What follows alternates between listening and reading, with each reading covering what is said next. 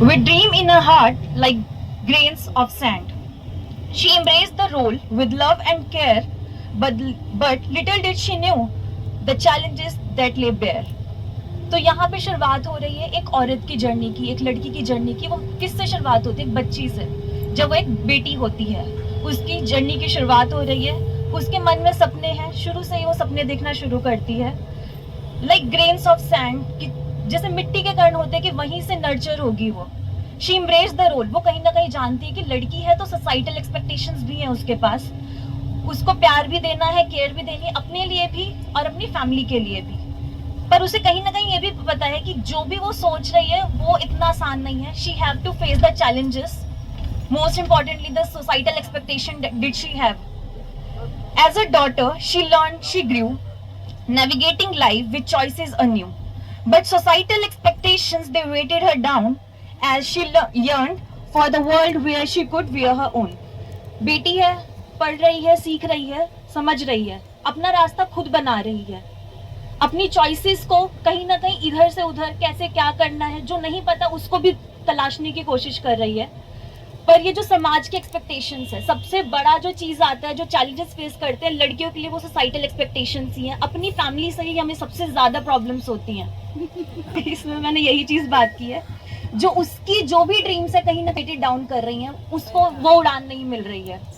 As she yearn for a world, पर जहाँ पे वो निकलती है इस दुनिया पे अपने सपनों की तलाश पे, where she could wear her own crown, यहाँ पे अपना खुद का एक क्राउन पहनेगी, अपनी खुद की अपनी टर्म्स पे जिएगी। Then came the day she became a wife, embracing a new chapter with hopes rife. She stood by her partner through thick and thin, sacrificing her own dreams as their life would begin. तो अब बात होती है, अब उस बेटी की journey as a wife जाती है, अपनी सारी चीजों को सेक्रीफाइस करके वो एक नए घर पे जाती है, अपने पार्टनर के साथ जो भी चैलेंजेस है, थिक थिन कैसा भी है, हर चीज पे वो उसके साथ खड़ी रहती है। वो सब कुछ भूल जाती है, उसने क्या सपने देखे थे, उसने अपने लिए क्या सोचा था, क्या करेगी, सब कुछ सेक्रीफाइस करके अपने सब कुछ वो अपनी एक नया चैप्टर अपने नए पार्टनर के साथ शुरू करती है। Motherhood followed a journey so divine, nurturing a life with love so fine. She gave her all with every breath for children's happiness. She defies the death. So here the third phase came. After becoming a wife, she come into the motherhood. She is nurturing a life within herself. अब वो खुद एक बच्चे को जन्म दे रही है। She gave her all. अपना अब उसकी जर्नी देखिए, अपने पूरे लाइफ उसने अपने लिए कुछ भी नहीं करा है। अब वो क्या कर रही है, पहले अपना सोच रही है पर सोसाइटल एक्सपेक्टेशन उसको डाउन कर रही है। वाइफ बनती है, फिर वो अपनी सारी ड्रीम सेक्रीफाइस करती है, सब कुछ हरा के, फिर वो अपने पार्टनर के लिए जो कर रही है। फिर उसके बाद थर्ड फेज क्या आ रहा है, मदर बन के फिर अपने सेल्फ को पूरा डिनाई कर रही है। अब वो अपने बच्चे पे ध्यान दे रही है पूरी तरीके से, अपने बच्चे की खुशी के लिए वो हर चीज, हर चैलेंजेस को फेस करने के लिए तैयार है। But amidst the joy she sometimes dreams for a world where responsibilities weren't they seemed, where she could live for herself on her own terms, free from the expectation and societal norms. पर कहीं ना कहीं उसके मन में फिर भी एक छोटी सी होप रहती है कि शायद अब मैं कुछ कर पाऊं, अब शायद मुझे इस एक्सपेक्टेशन से दूर हो जाए, अब मैं अपने लिए जी पाऊं। क्योंकि ये सिर्फ मेरी बात नहीं, एज अ यंग गर्ल, ये आप लोगों की भी जर्नी है कि आपके पास भी इतनी ज्यादा प्रॉब्लम्स है कि आप क्या कर रहे हो कोई नहीं देखता। हम हाउस वाइफ बोला करते थे, but now we are using the term as a house maker. This is because we want to give the title. अब बोलते हैं कि लड़कियां कमा रही, बट नोबडी इज सीइंग कि वो डबल प्रेशर में आ चुकी है, वो घर आके भी कर रही है। मेरी मम्मी खुद कहती तो चाहे लाखों की कमाएगी पर रोटी तुझे फिर भी बनानी है। So I just want to say कि वो चीज ठीक है, I am agreeing to accept it, but being a woman मैं आप सबसे भी रिक्वेस्ट को सिखाओ, जब तक बेटे इक्वली नहीं करेंगे। अभी मेरा खुद का भी सब्जेक्ट है जेंडर स्कूल एंड सोसाइटी का, वहां पे भी हमारी बहुत डिबेट होती है इन चीजों को लेके। लड़के अभी भी मेरी क्लास में लड़ते हैं कि तू ऐसे कैसे बोल सकती है, तू खाना बनाना, आलू छीलना कोई बड़ा काम नहीं है। Obviously it's not a big deal, but अगर वो तुम्हारे बराबर कमा रही है, घर भी संभाल रही, तो it's your responsibility to contribute in this thing. तो यही छोटा सा मैसेज था इसमें। एक लास्ट लाइन है, बस एक पैराग्राफ और है। Her struggles and sacrifice often unseen, but her strength and resilience forever keen. She is a woman with dreams to pursue, and she deserves a life where her happiness shines through. अब वो यहाँ पे बोल रही है कि जो भी उसके स्ट्रगल्स हैं, जो भी उसने कठिनाइयां सही हैं, जो भी सेक्रीफाइसेस करे, जो भी कुर्बानियां दी हैं, वो हमेशा अनदेखा हुई हैं।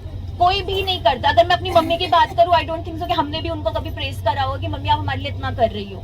आपके बच्चों ने भी इतना नहीं करा होगा जितना पापाओं को क्रेडिट मिल जाता है हर चीज के लिए। वो जितना चीज कर रही है, सह रही है, वो रिजिलियंस का यहाँ पे मतलब दिया गया है कि आप उस चीज को कैसे ओवरकम कर रहे हो, किस तरीके से उस चीज को टैकल करोगे वहां पे। She is a woman with dreams to pursue. वो हम ये भूल ही जाते हैं कि वो उस औरत के खुद के भी अपने कोई सपने होंगे। सिर्फ एक घर सजाना, बच्चों को पालना एक सपना नहीं होता किसी का। She deserves a life. वो भी एक ऐसी जिंदगी के अधिकार मतलब हकदार है यहाँ पे, जहाँ पे वो खुशियों से जी सके, अपने मन मुताबिक जी सके। So celebrates her journey, her spirit so bold, a girl turned a woman with stories untold. May she find moments of solace, her own little space, living life at her own terms with a smile on her face.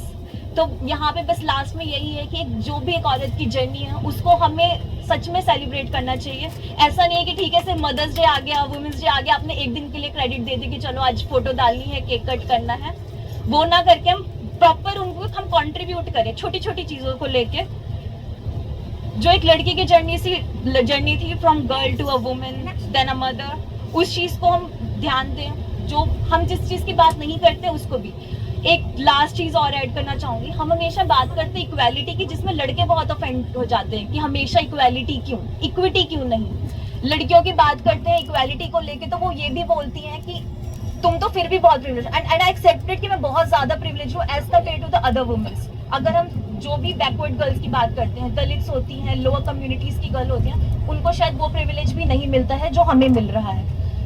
It's not, अगर हम लड़कियां ही एक दूसरे को सोचें कि तू ज्यादा प्रिविलेज है, ये है, ऐसा है, तो वो नहीं हो पाएगा। हमें सबके चैलेंजेस समझने चाहिए, सबकी अपनी प्रॉब्लम होती है। इट डजंट मीन कि अगर तुम्हारी मम्मी तुम्हें किचन में खाना नहीं बनाने दे रही तो तुम्हारे पास कोई और रिस्पॉन्सिबिलिटी या प्रॉब्लम्स है ही नहीं। सबकी लाइफ में कुछ ना कुछ प्रॉब्लम्स है, that we have to accept and tackle. And एक ही चीज है, औरत औरत के दुश्मन ना हो के औरत ही औरत का सहारा बनना चाहिए, तो सारी प्रॉब्लम सॉल्व हो जाएंगी।